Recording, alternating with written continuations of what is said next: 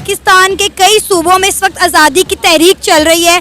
बलोचिस्तान की बात करें, आज़ाद कश्मीर की बात करें, गिलगित बल्तिस्तान की बात करें, ये सारे पाकिस्तान को छोड़कर इंडिया के साथ इल्हाक करना चाह रहे हैं। कश्मीरी अवाम ने जान लिया है कि हम गलत थे, हमें गलत रास्ता दिया गया है। आज वजीर आजम हिंद नरेंद्र मोदी जी ने जम्मू कश्मीर में एक रास्ता दे दिया है, एक विजन दे दिया है यहाँ के नौजवानों को, यहाँ के हर एक कम्युनिटी को। आपने यहाँ सर ये मिलिटेंट जो थे ट्रेन करके लश्कर तैयबा या मुख्तलिफ उसके नाम के ऊपर आपने तंजीमें बनाई, आपने वहाँ पर भेज दी। श्रीनगर पर कब्जा हो गया, उनको पता लग गया श्रीनगर पर कब्जा हो चुका हुआ है, यहाँ से पीछे आर्मी जाकर टेक ओवर करना था। उसने सारे महाज खोल दिए, सारे बॉर्डर पर फौजें चढ़ा दी। आप कश्मीर को बचाने लेने गए थे, आपका लाहौर भी जा रहा था, आपके कराची को भी जा रहा था। आपको किसने कह दिया इंडिया का कश्मीर पाकिस्तान का हिस्सा है? अल्हम्दुलिल्लाह हमारा अपना हिस्सा है। अपना हमारे पास तो कुछ भी नहीं है। वो राजा के जो पेपर हैं वो भी इंडिया के पास पड़े हुए हैं, जिसमें उसने इल्हाक करके साइन करके दिया था नेहरू को। क्या कहेंगे जम्मू और कश्मीर में? यहाँ पर तो हम कहते हैं कि बड़ा जुल्म है। जम्मू और कश्मीर में तो कुछ भी जुल्म नहीं है। जो था यहाँ इस वक्त जुल्म हो रहा है पाकिस्तान में, खास करके लाहौर में, पिंडी में, इधर पेशावर में। जय हिंद दोस्तों पाकिस्तान जैसे देश बात बात पर ये मौका ढूंढते रहते हैं कि उनको भारत की आलोचना और भारत को गाली देने का मौका मिले, लेकिन जब वह भारत की आलोचना करके भारत को गालियां देते हैं तो उनको इसका मुंहतोड़ जवाब मिलता है, और ये जवाब इतना ज्यादा भारी होता है कि पाकिस्तान जैसे देशों से ये सहन नहीं हो पाता। लेकिन ये है कि अगर इस तरह से इल्ज़ाम लगेगा हमारे रिलेशन खराब होंगे, मतलब हमें नहीं चाहिए, हमारे अदारों को नहीं चाहिए कि भाई जस्टिफिकेशन दें या क्लेरिफिकेशन दें कि भाई ये चीज़ें हैं, आए इंक्वायरी करें। जब हम चुप रहते हैं कहीं ना कहीं ऐसा फील होता है कि भाई दाल में कुछ काला है, या कि मतलब सर बात ये है, इसकी हिस्ट्री आपको करनी पड़ेगी 1965 से। ठीक है, 19 इंडिया को ये चीज़ें नहीं पता थी। 1965 जो है हम डिफेंड डे कह रहे होते हैं, वो डिफेंड डे हुआ क्यों है? क्यों हुआ?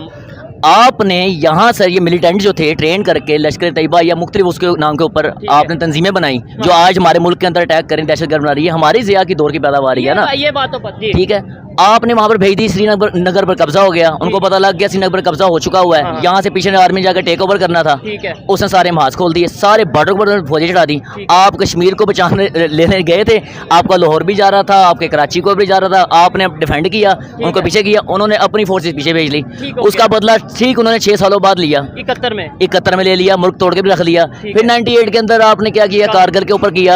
आप ये काम तो करते रहे हो अपने तैयार करके बंदों को। दरअसल हाल ही में जब यूनाइटेड नेशन जनरल असेंबली में प्राइम मिनिस्टर प्रेसिडेंट का भाषण हो रहा था, तो इसी दौरान पाकिस्तान के केयर टेकर प्रधानमंत्री अनवर उल हक कक्कड़ ने यूनाइटेड नेशन में अपने भाषण के दौरान कश्मीर को लेकर बहुत सारी जली कटी बातें की। इन्होंने कश्मीर और भारत को लेकर अपना जहर उगला, और जब इनका भाषण पूरी तरह से समाप्त हो चुका था तो तब इनको जवाब देने के लिए यूनाइटेड नेशन जनरल असेंबली में कश्मीर की एक बेटी तास्लीमा अख्तर वहां पर मौजूद थी। और जब तास्लीमा अख्तर ने यूनाइटेड नेशन में बोलना शुरू किया तो चारों तरफ बवाल मच गया, क्योंकि इन्होंने पाकिस्तान के कई कारनामों को दुनिया के सामने रखना शुरू कर दिया था। तास्लीमा ने यूनाइटेड नेशन में अपने भाषण में यह बताया कि पाकिस्तान ऑक्यूपाइड कश्मीर यानी कि पीओके और भारतीय कश्मीर में क्या अंतर है। यूनाइटेड नेशन की जनरल असेंबली में तास्लीमा का यहाँ पर यह भी कहना था कि पाकिस्तान स्पॉन्सर टेररिज्म की वजह से कश्मीरियों का जीना हराम हो चुका है, और पाकिस्तानी आतंकवादी हमारे एरिया में आकर हमारे घरों में घुसकर हमारे भाई बहनों के साथ अभद्र व्यवहार करते हैं, उनके साथ मारपीट करते हैं और उनके साथ रेप करते हैं। तास्लीमा अख्तर ने अपने भाषण में भारत की शक्तियां और पाकिस्तान की औकात के बारे में बताना शुरू कर दिया था, और साथ ही साथ उन्होंने ये भी बताया था कि पाकिस्तान पीओके में क्या गुल खिला रहा है। अंत में उन्होंने अपने भाषण में ये भी बताया था कि भारत की वजह से कश्मीरियों को क्या क्या सुख मिल रहे हैं। तास्लीमा अख्तर जब संयुक्त राज्य महासंघ में अपना भाषण देने के लिए जा रही थी, तब भी उन्होंने अपना एक इंटरव्यू दिया था, जिसमें उनका यहाँ पर कहना था कि वो अपने भाषण में पाकिस्तान की एक एक करतूत को सबके सामने रखेंगी और दुनिया भर को ये बताएंगी कि पाकिस्तान से जो आतंकवाद फैलाया जा रहा है, इससे कश्मीरी कितना ज्यादा परेशान है। उनका यहाँ पर कहना था कि पाकिस्तान का ये आतंकवाद केवल भारत के लिए ही खतरनाक नहीं बल्कि पूरी दुनिया के लिए खतरनाक है, और हम सबको इसे मिलकर रोकना चाहिए। तो कुल मिलाकर उन्होंने अपना ये भाषण इसलिए दिया था ताकि वो पाकिस्तान की करतूतों को सबके सामने रख सकें और दुनिया भर के देश इस मुद्दे पर भारत की मदद करें। हमारे कश्मीर का मसला उठाया, हमारे कश्मीरी भाई हैं वो, ठीक है, हमारे हिस्सा है वो, पाकिस्तान का हिस्सा है वो। आपको किसने कह दिया इंडिया का कश्मीर पाकिस्तान का हिस्सा है? अल्हम्दुलिल्लाह हमारा अपना हिस्सा है। अपना हमारे पास तो कुछ कुछ भी नहीं है। वो राजा के जो पेपर हैं वो भी इंडिया के पास पड़े हुए हैं, जिसमें उसने इल्हाक करके साइन करके दिया था नेहरू को। देखिए इंडिया ने वहाँ पे आर्टिकल हटा दिया, 370 हटा दिया, वो भी कोई कहता था नहीं कर सकता। प्राइम मिनिस्टर नरेंद्र मोदी ने कहा, उन्होंने यूनाइटेड नेशन में इंडिया ने 3 सवाल उठाए। उन्होंने कहा, जब हमने कहा, फिर उन्होंने बात की कि क्रॉस बॉर्डर टेररिज्म, जिसको हम कहते हैं कि हमारे मुजाहिदीन जाते हैं वो उनको दहशतगर्द कहते हैं, क्रॉस बॉर्डर टेररिज्म को उन्होंने कहा बंद करो, POK को खाली कर दो, यानी आज़ाद कश्मीर को खाली करो, वो हमारा है। और तीसरा उन्होंने कहा, जिन लोगों ने मुंबई पे अटैक किए थे उनके जो मुलजिमान हैं आज तक आप लोगों ने उनको सजाएं क्यों नहीं दी? मैं वही कह रहा हूँ, आप देखें ना, रोशन रेवत पकड़ा हुआ है हमने, ठीक है, अभी तक सजा कोई नहीं दे सके हम। आलमी सजा पे इतना दबाव, कुलभूषण की आप बात कर रहे हैं। जी जी, जम्मू और कश्मीर में तो कुछ भी जुल्म नहीं है जो सा यहाँ इस वक्त जुल्म हो रहा है पाकिस्तान में, ख़ास करके लाहौर में, पिंडी में, इधर पेशावर में, कि जिसको मर्ज़ी उठा के ले जाते हैं, ना को पूछते हैं ना खींचते हैं, बंद कर देते हैं, पता ही नहीं लगता किधर गया किधर नहीं गया। लोगों के बच्चे मर रहे हैं, भूखे मर रहे हैं, कारोबार है नहीं। महीना हो गया मैंने कुछ 10 रुपया भी नहीं कमाए, उधार ले के गुजारे कर रहे हैं। क्या करें, ऐसी हुकूमत को हमने क्या करना है? चाटना है ऐसी हुकूमत को कि जो सी गुंडागर्दी हो रही है। गरीब के लिए कानून कोई नहीं है, अमीर के लिए कानून ही कानून है। जैसे मर्जी जिसे मर्जी पकड़ी जाए, जो मर्जी करी जाए। पुलिस भी कहती है हमें 2 पैसे, कोई ज़रा सा काम पड़ जाए हर बंदा तो पैसे मांगता है। किसी दफ्तर का भी काम हो, बापटा का हो, बिजली का कोई भी काम हो, ला कानूनियत इतनी जिसका इंतहा कोई नहीं है।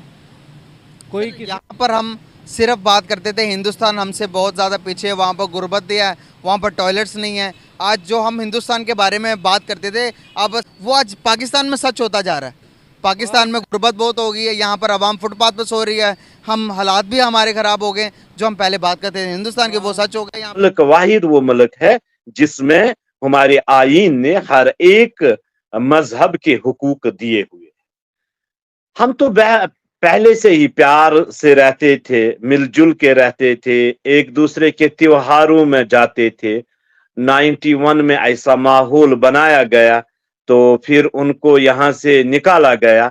मेरे ख्याल में ये हमारी बहुत बड़ी बदकिस्मती थी कि हमारे एक अंग को काट दिया गया है। जिस्म के किसी भी अंग को आप काटोगे तो पूरे जिस्म को दर्द होता है, मगर कुछ ऐसे लोगों ने, फिरकपरस्त लोगों ने, जो ये नहीं चाहते थे कि इस कश्मीर में अमन अमान हो, इस कश्मीर में जिस भाईचारे के साथ हम रहते हैं ये भाईचारा खत्म हो, मगर वो भाईचारा अभी भी कायम है इंशाअल्लाह रहमान। आज भी पंडित कश्मीर में बसते हैं, रहते हैं, मगर कुछ हमारी गलतियों की वजह से ये हुआ। देखो हमें ये कोई आपत्ति नहीं है कहने की। मैं भी उस वक्त छोटा था, तो जो यहाँ पे एक नहरें चले थे, हिंदुओं को निकालो यहाँ से, तो वो दौर खत्म हो चुका है। आज कश्मीर बदल चुका है, आज कश्मीर में अमन अमान है। आज ऐसे सरफिरे इंसानों की कोई जगह नहीं है कश्मीर में। कश्मीरी अवाम ने जान लिया है कि हम गलत थे, हमें गलत रास्ता दिया गया है।